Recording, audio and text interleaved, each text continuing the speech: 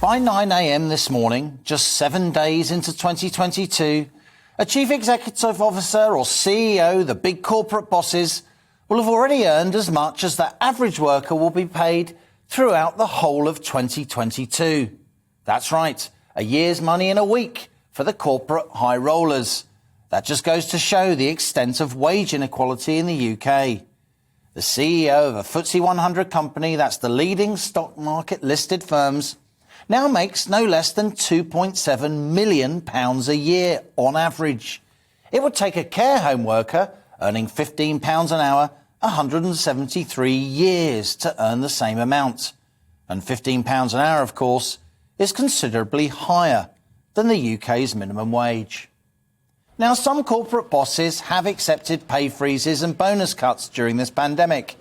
But today, a new report from the High Pay Centre, a campaigning charity, demonstrates that leading CEOs are still awarding themselves pay packets 86 times the average wage earned by the rest of us.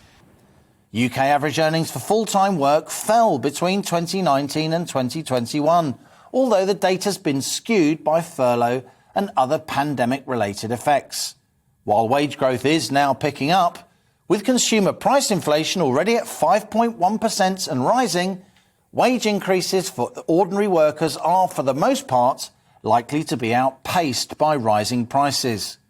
And as that cost of living rises, of course, if wages don't keep up, living standards fall. While executive pay has levelled out a bit over recent years, the UK's wage gulf remains absolutely vast. Shareholders are meant to keep executive pay in check, but the big institutional investors that own so many of our leading companies often don't bother. Yet public attitudes are hardening. Polling evidence shows people increasingly believe high earnings stem from educational and social privilege rather than talent and hard work. Yet some would argue carping about and trying to cut bosses' earnings won't lead to higher wages for the rest of us. It could, in fact, disincentivise corporate leaders, leading to fewer companies being created and fewer jobs. Obsessing over high pay or referring to executives as greedy undermines the achievements of successful CEOs, says the Institute of Economic Affairs, a free market think tank. And those CEO achievements benefit both employees and customers.